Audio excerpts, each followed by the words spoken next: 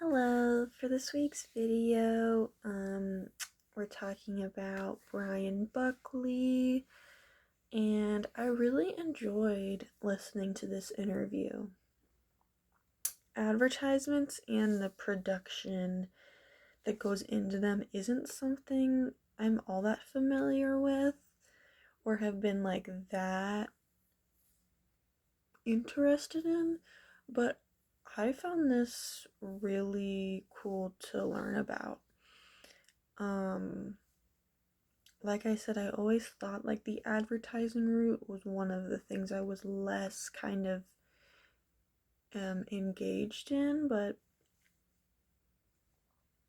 um I was really engaged with this whole talk. Like, I think the way you can spread messages all around the world through a brand or product is a super cool concept. And some of Brian's stories made me realize um, some really cool paths that can be taken with advertising. Um, so I've never been a sports person, um, and football specifically is one of those I just couldn't really get into as much as my dad and brother. Like, they always would watch the games and would put their Steelers jerseys on, and I had my own, but it was more like performative. Um, However, I always loved Super Bowl commercials. My dad would always call me in the room when a good one was on, and when I was little, I would get a piece of paper and I would rate each commercial 1 out of 10, and then I would rank them. So I say I'm not really into advertising, but clearly when I was little, I had this strange passion.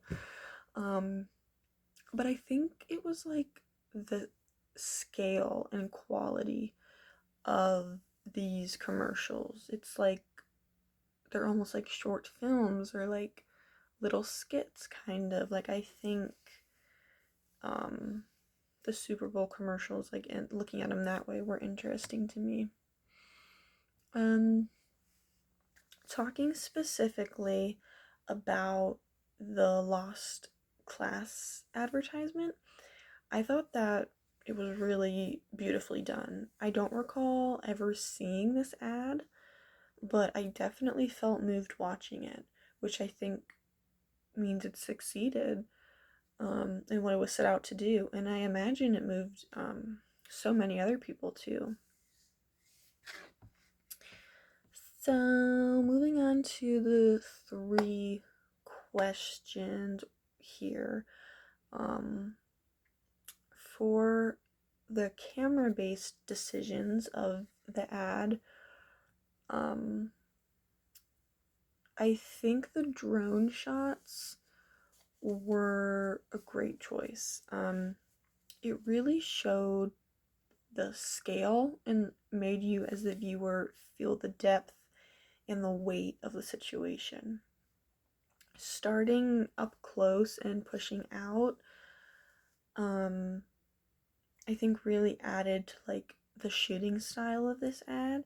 Because if you just shot plainly on ground level, like level with the chairs, and just did one like plain shot, um, it wouldn't give you the same feel as the final product did. It wouldn't feel as dramatic either, and it's a very dramatic thing. Like, it deserves the cinematics, as like it's an emotional subject. For editorial decisions, I thought the editing on this ad was really well done. Adding in the news broadcasters was a great touch, and I feel like it was necessary to have those varying opinions and what people thought about the situation. I also specifically liked how the placement of the typography for "They Are the Lost Class" was placed in the middle of the empty chairs at a bird's eye view. This added so much rather than just putting it plainly on a black screen. It really like put the title out there. For audio, adding in the recorded 911 calls and gunshots is obviously a hard thing to hear, but it's so important.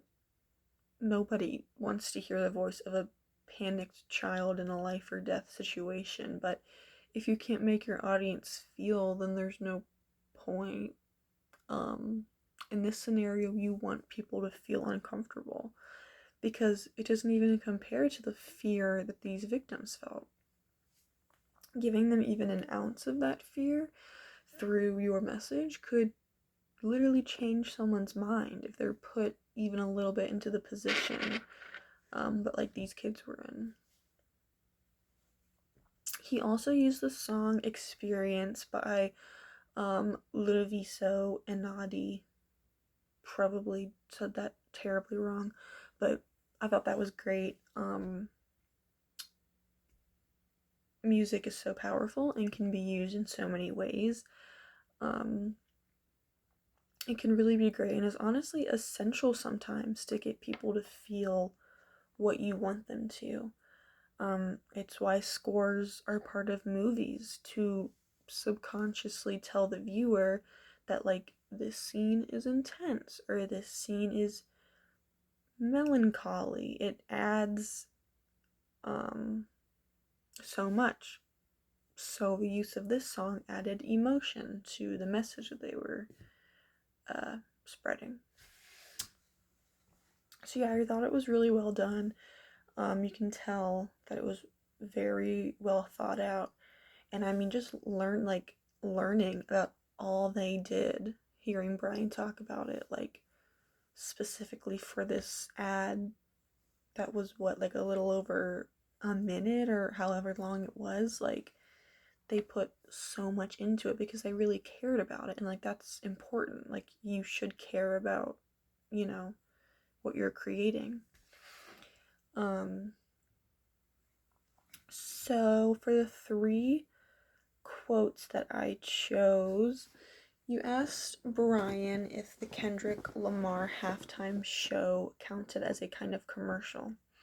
And at 20 minutes and 20 seconds, he says, art does what it's supposed to do. And that's what that did. It delivered a message, and specifically to the people that he wanted to hit with that message.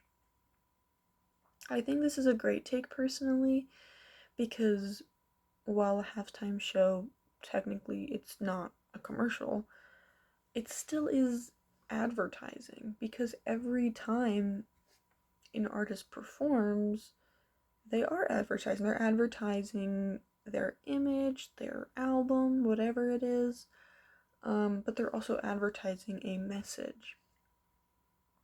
And I think that aligns great with like the whole Lost Class PSA, because similarly to Kendrick, Brian was given an opportunity. He was given a shot, and he used it to spread such an important message. I mean, there's nothing wrong with taking an opportunity and using it to make money, or using it for comedy rather than something that's, really emotional or important. Or, it could be for engagement, it could be for anything, but it's really powerful when you take an opportunity like this that's given to you and you use it for something meaningful, or you use it for a purpose.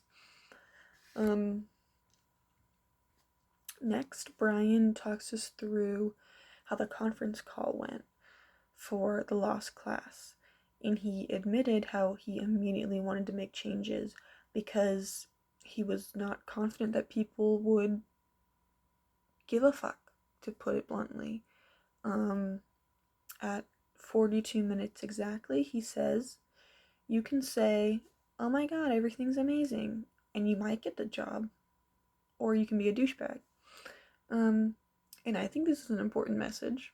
Obviously, you have to be at a certain spot in the hierarchy to be able to make a claim like this.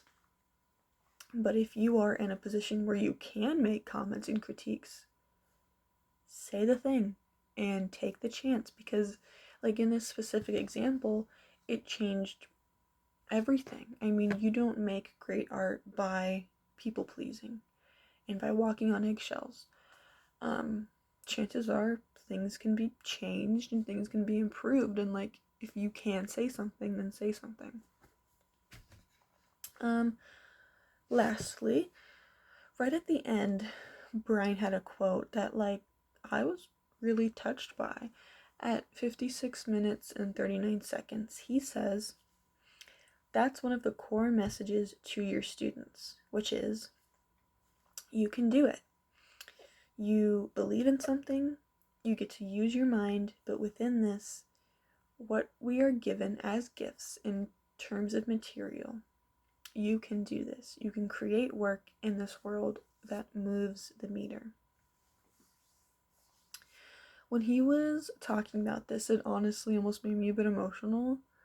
For me personally, recently changing my major, knowing I love all forms of art and like trying to pursue it, even though I'm overwhelmed and don't know what direction to go in after so much time of thinking about it. I still don't know. It was just kind of inspiring to hear. Like, obviously, words only mean so much. You have to actually put in the work. But knowing that, like, older generations still have faith in current students, like, it was nice to hear with everything kind of, constantly going on in the world, or, whatever it may be. It just kind of made me to want to keep on trying and to figure shit out. So yeah, I thought, like, this interview was really insightful. Like, I genuinely, it's kind of hard for these, like, hour-long videos to keep my attention the whole time, but, like, I was engaged, and I thought that he was really insightful, and, yeah, it was just cool to learn about, and learn about this ad that I've never heard of, but, like, was super touching to learn about. So, yeah, thank you for listening.